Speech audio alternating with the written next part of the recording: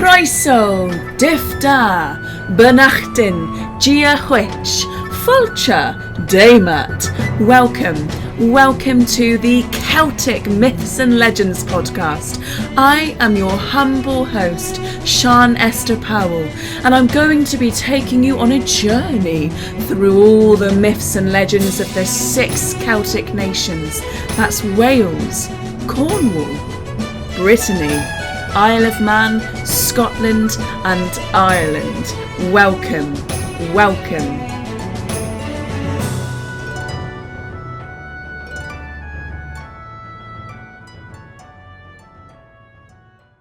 Hello, my friends. I have to apologise to you straight away. My microphone sounds like garbage at the moment. But if I think about that for too long, my brain will stall and I just won't do this episode. So I have to just get on with it, I'm afraid. I am the absolute queen of procrastination. How are you all? It has, in fact, been a little while, hasn't it? Are you well? I hope that you're doing okay. I don't think this has been the longest I've ever had a gap in the podcast, but for some reason, it kind of feels like the most significant to me in a way, because I was just hitting my groove with the podcast. I think last year I did do 12 episodes. I did do monthly episodes, but I completely have just lost my way this year, health-wise and routine-wise. Everything's just gotten a little bit messed up, I'm afraid. But enough is enough. I find it really difficult sometimes to get back into the swing of things. So the way my brain tends to work is I will become really hyper fixated on something and it will be my life's blood. It's all I can think about. It's all I can dream about. But then seemingly overnight, I just cease to care. It's like a switch turns off in my brain and I'm like, enough of that now. I'm not interested in that anymore. I'll come back to this in 3.5 years' time, or never. Whereas that hasn't really been the case with this podcast. This podcast has always consistently been a point of interest and passion and pride for me. But it does mean that when I take a little bit of a gap, even if it's just 3 months, it does take me a little while to get into the grooving, to get into the swing of things. I feel like I'm very out of practice. Those 3 months I've probably had 11 hyperfixations in those 3 months. Do you know what I mean? Like, my brain's gone through a lot. But I am very happy to be sitting down here today, ready to record another episode. It has been very long overdue. And the frustrating thing about this one is I've been kind of rearing to go with this topic for a while. But for various reasons, it just hasn't quite panned out. So, do you know what? We're just going to sit down together, you and I, and you and I, and we are going to go beige of the third branch of the Mabinogi, which I have wanted to cover for a very long time, and we're just going to do it together. I'm just going to read a little bit, then I'm going to talk about it, then I'm going to read another little bit, then I'm going to talk about it, and we're just going to have fun with it. We're just going to have fun. I've got my 0 alcohol cider, because this is a child-friendly podcast, and it always has been, and I'm going to jump straight into it. 4 minutes later. That for me, that's pretty quick, actually. For those of you who have never listened to my podcast before, I pick one of the Celtic nations and I focus on that each episode, and I dive into either a piece of folklore, a myth or a legend, or a bit of literature.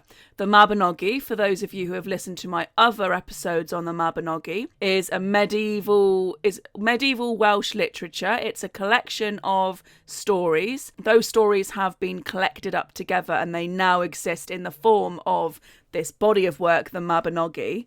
It's the oldest piece of prose literature in Britain, and it's Welsh.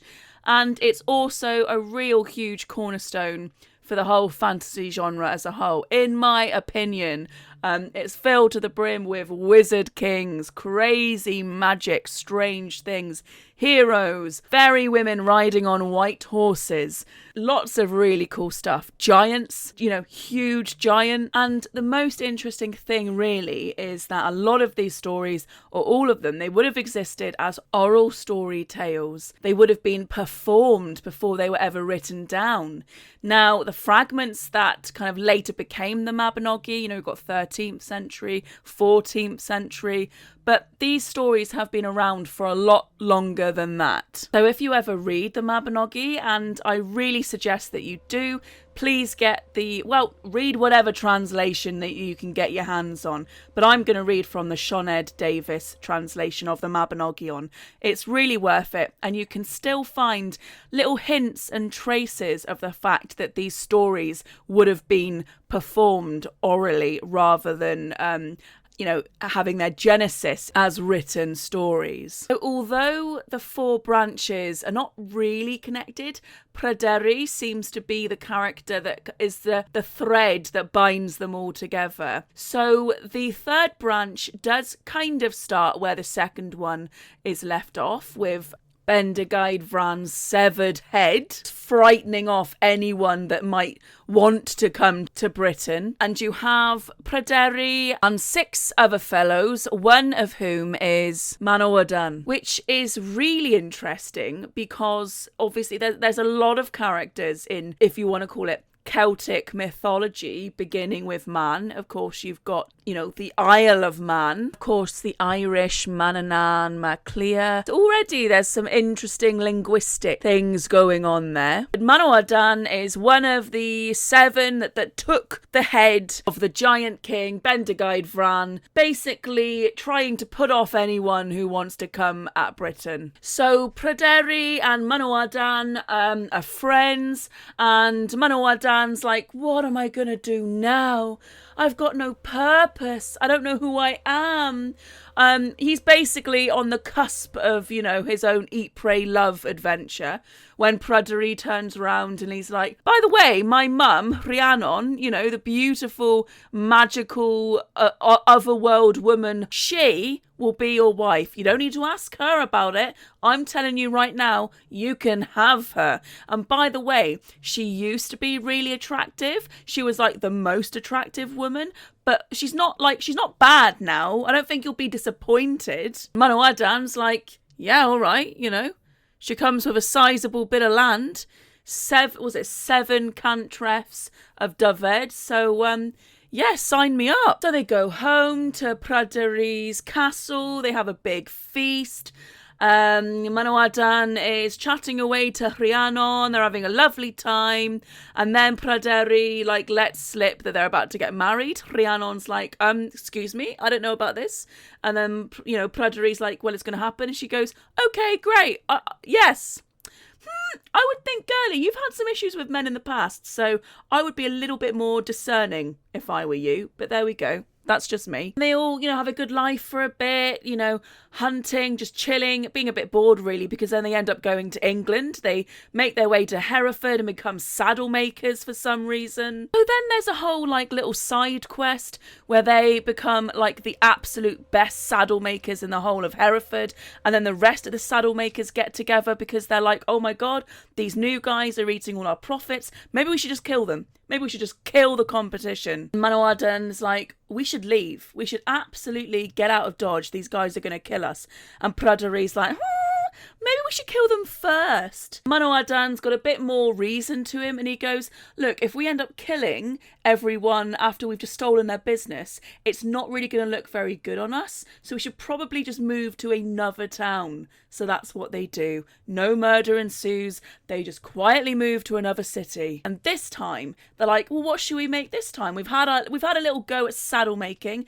This time, let's have a go at making shields. And just like the saddles, they paint them a really beautiful blue, like an enamel blue. And again, the same thing happens. All the local shield makers start losing business, and then they're absolutely upset that they're no longer making money, and they all get together to try and kill Pryderi and Mabinogi. And again, Manawydan goes, oh, I think these people want to kill us. And Pryderi's like, well, let them. Let these churls try it. Let's kill them first. And again, the other chap's like, I don't think that's very good business practice. Let's just move to another city. So again, they move to another city and ask themselves, well, what crafts should we do now? Personally, I think they should have taken up knitting or something like that. I can't really imagine like the local knitting population would be down with murder. But then again, I don't know. Maybe they would be. They could sharpen those needles, actually. No, forget it. It's all rife with murder, the arts and crafts community in this story. And it seems that they had the same line of thinking, because they go, well, let's take up shoemaking, because the shoemakers are not likely to group up together and try and murder us. So let's just make some really nice shoes. And this one's quite nice because they make friends with lots of other people in town at this point. They get jewelers to make the golden buckles. They work with different traders to source like the finest Cordovan leather. However, they still come across the same issue when no one will buy any other shoes in the town except those made by them. So the shoemakers all get together and they decide it's time for some murder. And the chaps, they have the same conversation again. I think they're out to kill us. We should kill them first. No, that's bad for business. Except this time they've had enough and they go, do you know what? England hasn't been fair to us. Let's just go back to Wales. I love that they decide to have this fun side quest going to England, and then they go to different towns, upstage all the local heritage craftsmen, and then, end up on murder list like 3 times, and then decide, England isn't very nice to us, let's bugger off back home. My goodness, they take the long way round, because they end up just basically pissing about in the woods with their dogs for a full year. And then one day they're out hunting with their hounds and they come across this really strange thicket in the woods. And all the dogs that go near it come back looking very anxious and frightened. The men approach the thicket and all of a sudden they see a white gleaming boar, a beautiful, huge, white, wild boar. And he charges at the dogs, but when he sees the men, he backs off. So with the dogs in tow, the men approach and they manage to frighten away the wild boar, and it runs and the dogs go straight after it this time, emboldened by the courage kind of given to them by their masters. And as they follow their hounds, they come across a tall gleaming fort where there has previously been no building. Now, they're currently in the area of Wales where Pryderi is from, so he would be familiar with the local woods and the land, and he absolutely has no clue what this fort is, who it belongs to. It looks like it's been standing there for a very long time, but it can't, because they haven't been gone for a very long time. So he goes to enter the fort. Manawydan goes, absolutely not. This is magic. This is very obviously a trick, a spell, and we don't know who's cast this spell on the land. And Pryderi's like, look, I'm a dog person. I'm not leaving my dogs, okay? I'm going after the hounds. And so he does. And as he enters the fort, Pryderi notices that there's no sign of his hounds, who had previously, chased the white boar into the fort. There's no sign of the white boar. There's in fact no sign of anyone or anything, man or beast, or dwelling whatsoever. In fact, the only thing that he can see in the fort is a marble well in the centre of the floor. And as he approaches it and looks down into the well, he notices that there is a golden bowl fastened to 4 chains. And these chains above a marble slab reach upwards into the sky. So it's quite a strange, magical looking thing to have in the centre of an empty fort. And he becomes enraptured by it, mesmerised by it. because, there's some sort of charm on this, some sort of spell, which is what Manawydan told him. As he admires the fine workmanship of this golden bowl and the lovely marble slab that he stands on, he goes to snatch the bowl and pick it up, but his hands stick to it, and suddenly his feet stick to the marble slab. And as he goes to shout out to his friend outside, he realizes that he has lost the power of speech. So he is stuck there, glued to the bowl and the marble, unable to shout out for aid. Manawydan is superstitious. He waits for his friend all evening, and when nothing happens, like Pryderi doesn't come back, the dogs don't come back, he doesn't see the white boar, do you think he goes inside that fort? Absolutely not. He goes straight home to Rhiannon and he says, is Pryderi come home? Rhiannon, like, a scolding middle-aged mother, is like, what do you... Tell me what's happened. And he does, and she goes, oh my god, you're useless, you've just lost a good friend there, you're a rubbish companion. So out she goes, gets on her horse and rides in the direction of where this fort is said to be, looking to rescue her son. So Rhiannon finds the fort, the door has been left ajar, and she finds her son Pryderi with his hands stuck to the golden bowl and his feet stuck to the slab. And she walks on right up to him, says, what on earth is going on? Tries to yank the bowl from his hands. And of course, then her hands get stuck to the golden bowl and her feet get stuck to the marble slab. And she loses the ability to speak. So when Pryderi's wife looks around the court and sees that Pryderi isn't there, Rhiannon isn't there, the only one that's there is Manawydan, she's quite dramatic actually, but maybe justifiably so. She sees this lone man who's not her husband, she doesn't really know him that well, and she's like, I don't care if I live or die. A little bit dramatic, but also she doesn't know who he is. So he puts her at ease, he says, look, even if I was in the prime of my youth, so I think that Pryderi is a lot younger than Manawydan, so it kind of makes sense that, again, he would propose him to marry Rhiannon, his mother.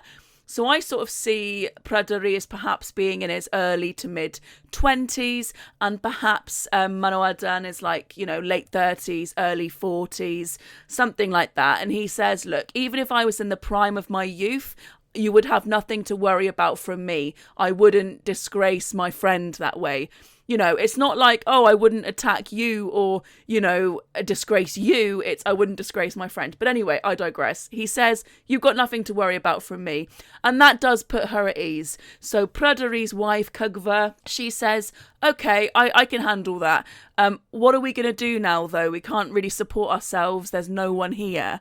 So Manawydan, again, I don't know why this chap is obsessed with England, but he goes, I know what, let's go back to England so I can be a craftsman again.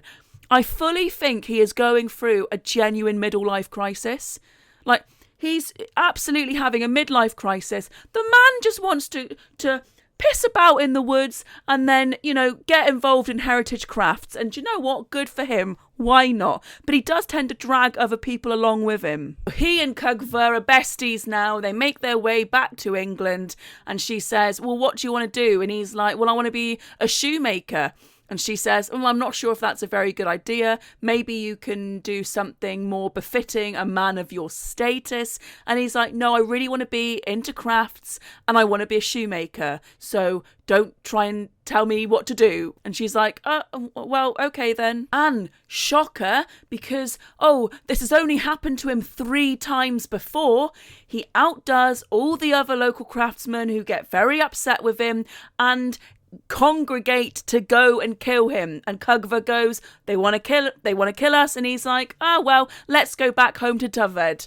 Again, this man's yo-yoing back and forth between Hereford, England, Dyfed. Like, he doesn't know where he's going. He's not tethered. He hasn't got a clue what he's doing. I feel for the man, but he's fully going through a midlife crisis. And in all fairness to him, he was a great hero once, He was involved in some spectacular and horrifying battles and strange things. He had purpose. Now, I don't think he really quite knows what his purpose is. Again, The man takes his sweet, sweet time. And again, he's roaming around the woods, just chilling. And then he settles down in Arbeth, where Pryderi, Rhiannon and he and Cugva are all from. Well, they've all lived in the area before. And this time he makes a field, and then a second field, then a third field. And he's a farmer now. He was a craftsman before, and now he's a farmer. And you know what? He's really good at it. This man, apparently, whatever he sets his mind to, he is the best at it. He's very, very good at it. Sees his first field looking beautiful and ripe, ready for harvesting, and he goes, I will sow this tomorrow. And on the morn, he notices that everything's been stripped bare. All of the produce gone, basically, just leaving the stalks dry and bare. And he thinks, well, I don't know what on earth has happened here. And he goes to the second field, and the same thing has happened to the second field. When he approaches it, it's ripe, beautiful, and he says to himself, I will sow this in the morning. And on the morn, he goes to the second field and he notices that everything is stripped bare. And he decides to go to the third field. Except this time, he has sort of cottoned on to something not being right. So he's decided to keep watch. And he's told Cugva, I'm going to watch this field tonight because someone is out here trying to destroy me completely and destroy the land along with me. And I'm going to find out who it is. Oh, by the way, I forgot to mention earlier that when Rhiannon joined Pryderi and got stuck on the golden bowl, they heard this like super loud noise, the loudest noise they'd ever heard, and then suddenly, whoop, the whole fort, and they both disappear. So Manawydan is keeping a lookout of the field. He's scoping it out and making sure he catches the thief red-handed who is stealing all of his produce. And what should he hear but the loudest sound in the world? And suddenly, what does he notice but an army of mice, countless mice, too many mice to even fathom, and they are making their way straight for the field. And as he watches, each of them takes a stalk and they run up and they deplete the whole field. All of the mice have ran away, leaving the stalks bare and running away with the ear of the wheat or whatever crop it is. And he is furious. He can't seem to catch the mice. He can no longer, he can't focus on the mice as much as he can focus on the birds and the gnats in the air. But he notices one very fat mouse that isn't moving very fast. So he grabs that one and puts that one in his glove and walks back to Cugva in the court. Cugva sees, he's walking with a very fat glove in his hand and asks, well, what do we have here? And he says, I've got a thief with me. What manner of creature could be inside your glove and could be a thief, she asks. And he explains everything to her and then says, and now I've caught a very fat mouse and he's in my glove and I intend to hang him. And if I'd been able to catch all the other mice, I would have hung them as well. And then Cugva's like, I sort of think that this is a bit beneath a man of your station to go around attacking and hanging mice. And he's like, well, I'm going to do it anyway. And she's like, listen, I've got absolutely no reason to defend mice, but it just seems a bit beneath you. But okay, do whatever you want. And he's like, well, I will do whatever I want and I'm going to do it. And this man, it's hard to pinpoint him down, hard to characterize him, to be honest with you, other than to just accept that he is having a midlife crisis, because sometimes he's fair and logical, sometimes he's throwing caution to the wind, sometimes he's impulsive, sometimes he's very calm and mild-mannered. So I don't know, hard to get to the bottom of him, really. So he marches on to the Gorsev, Arbeth, with the glove in tow, hell-bent on executing this thieving mouse. And he comes across a mound and then notices a cleric walking towards him, and a cleric wearing very sort of threadbare, poor clothing.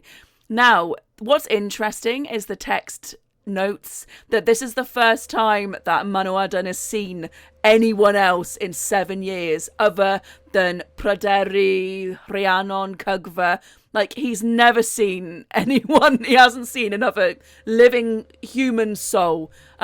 Yeah, oh my God, my brain. He's not seen another person in 7 years, is what I mean to say. So they start up a friendly conversation.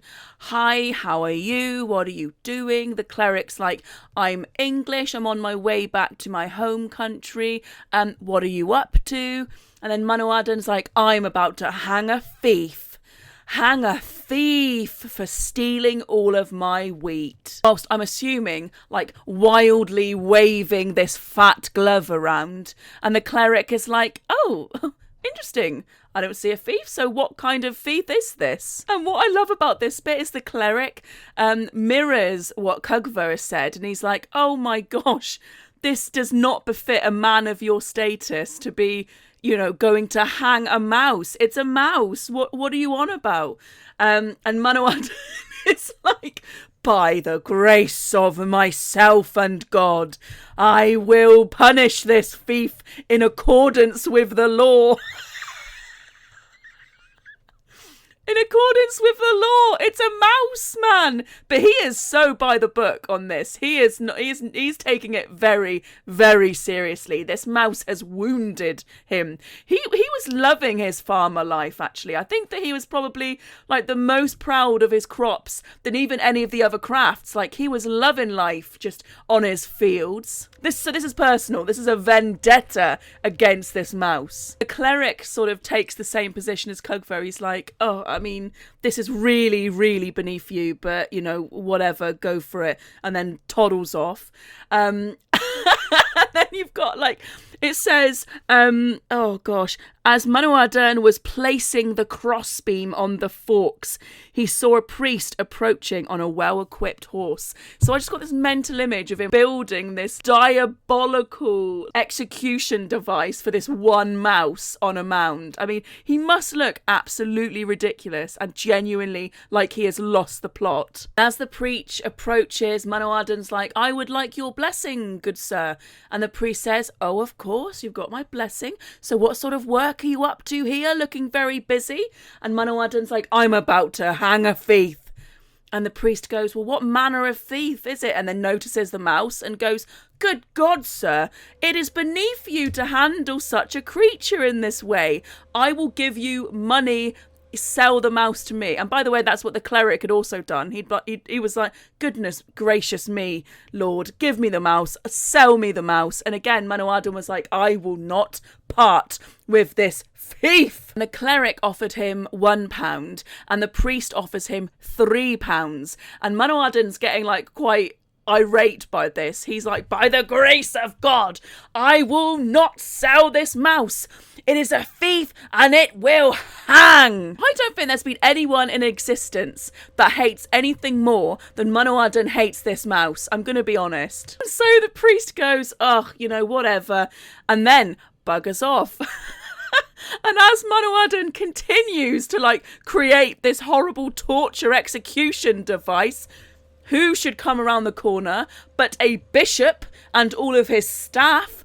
And as the bishop approaches, Manawydan's like, sir, your blessing, please. And the bishop goes, sure, what are you up to? Again, he gets the very solemn answer, I am hanging a thief. He notices the mouse and goes, is that a mouse I see in your hand? And then quite sneakily says, look, I've arrived here at the nick of time to see you about to destroy that creature. I will give you £7 for it. And again, Manawydan doesn't play, does he? Not when thieves are concerned. And he says, look, by the grace of God, I will not sell it. So the bishop counteroffers, I will give you £24. Now, I'm assuming £24 in this time was a lot of money.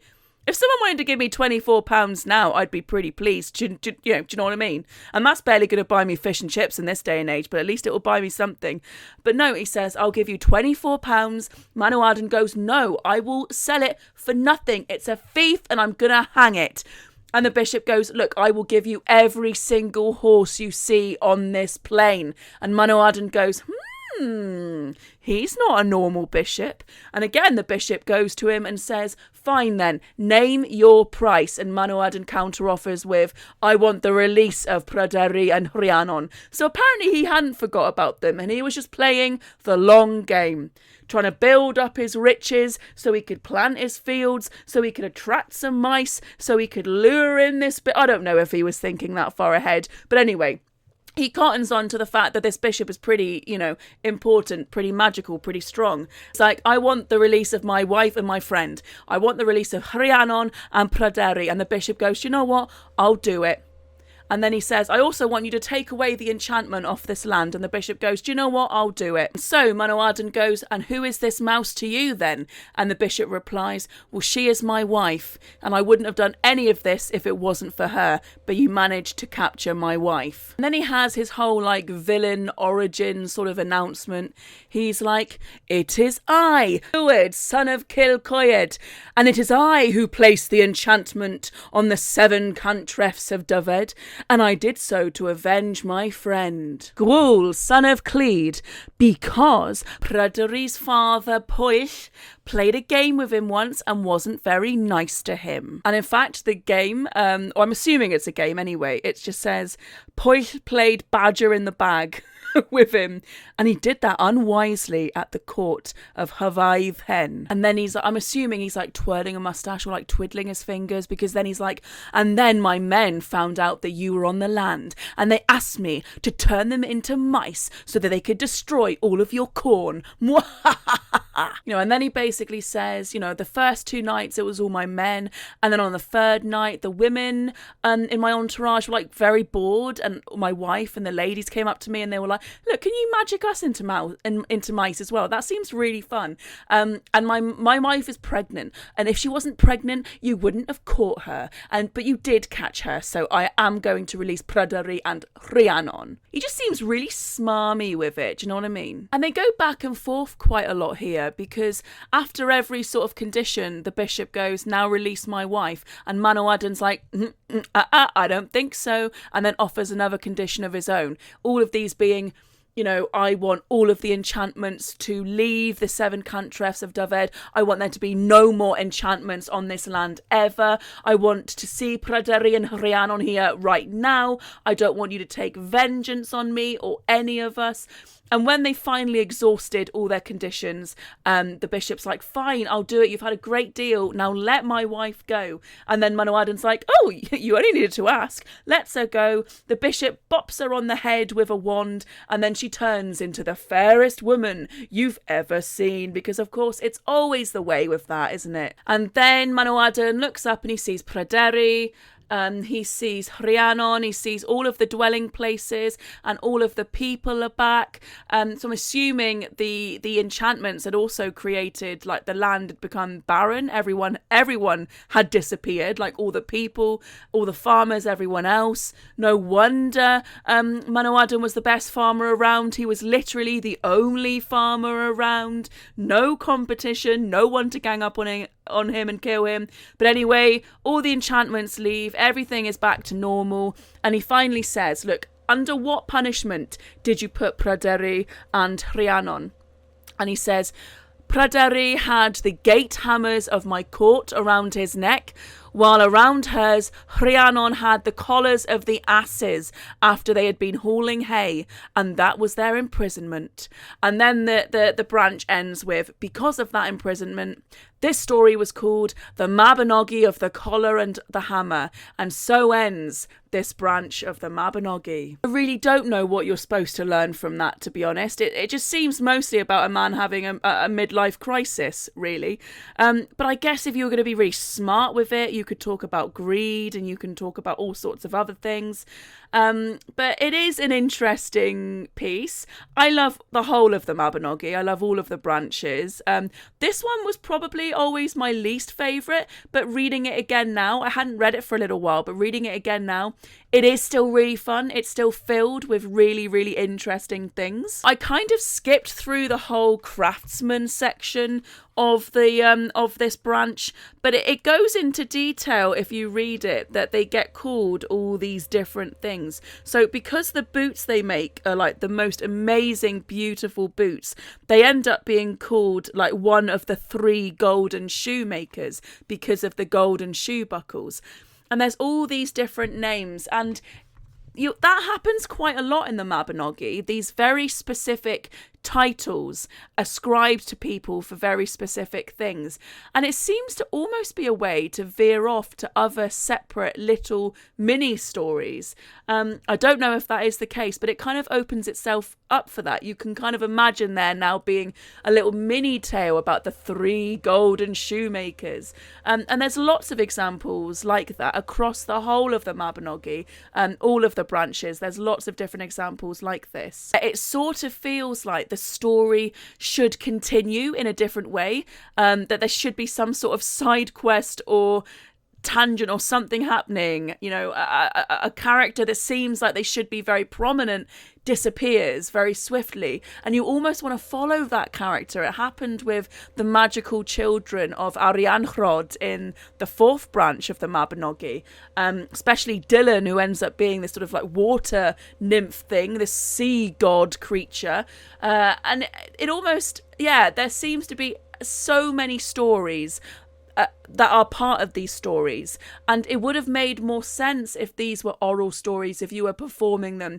and then people might have been very well aware of some of these other stories and some of these other titles that are only hinted at in the 4 branches of the Mabinogi, but may have existed as other separate performances and stories in their own right outside of the 4 main branches. Now, I could be talking out of my bum, but that's how it comes across to me. There's also the interesting character of the bishop, because, you know, I associate bishop with Christianity, and not necessarily with that sort of charms and magic. So really interesting that we have this, and it might just be lost in translation. You must remember that the original texts were written in Welsh, written in Middle Welsh. They could have been collected as early as the 11th or 12th century. So these are very, very old stories, and they are looking back at a romanticized period, probably hundreds of years before the time they were ever written down. So it's really interesting to imagine the time period that they are depicting, the type of world that they're depicting, because one thing I've mentioned about the Mabinogi very often, and my love and appreciation for it, is the magical realism that is on full display. You know, there is magic, there is enchantment, there is strange things, otherworldly goings on, and yet they're treated in a quite serious manner in a way. They're treated as making complete sense within the internal logic of the world that they're portraying.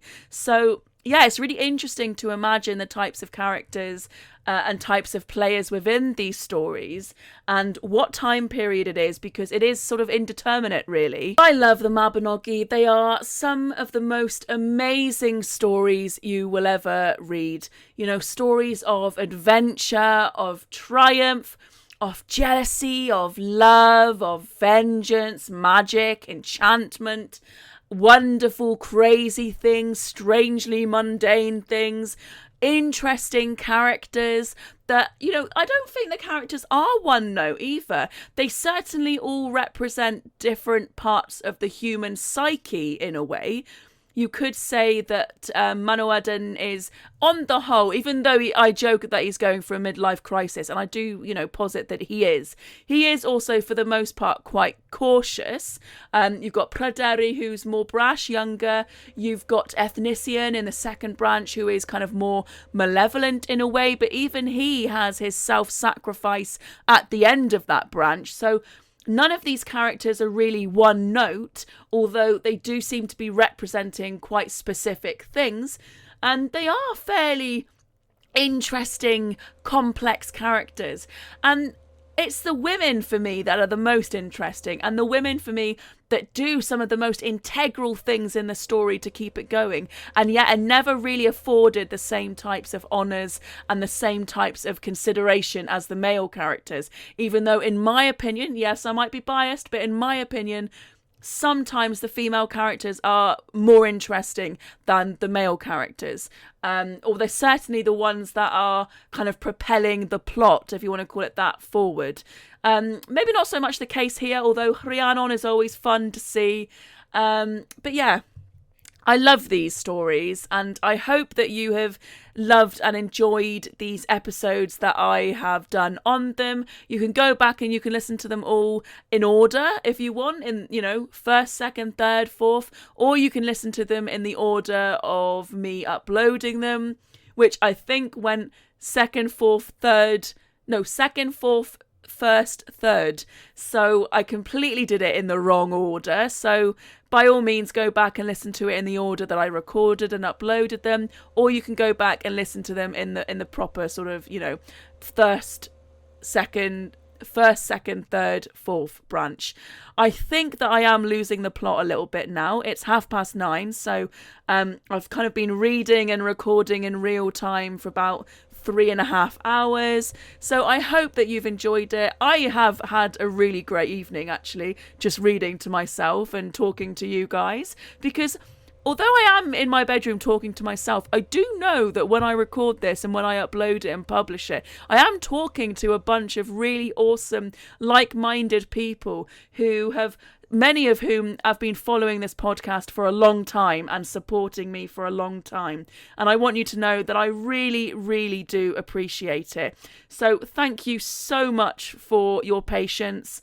I know I'm probably a little bit frustrating sometimes in terms of my uploading schedule, but it really does mean the world to me that many of you have reached out to me, asked me how I'm doing, or let me know that you love the show and you want it to continue. It definitely will continue. I have no plans to stop this podcast in the near future. It really is a passion of mine, and if you do want to support it in any way, I never expect anyone to, but if you would like to support it, then you can follow me on Patreon. You can be a free patron on Patreon, by the way. You don't need to pay any of the tiers or anything like that to access some of the stuff I put on there, but if you would like, you can also be one of the paid patrons as well. But as I say, I never expect that. I really appreciate anyone who's ever listened, liked, left a review, sent me an email, a Facebook message, an Instagram message, anything. It's really appreciated.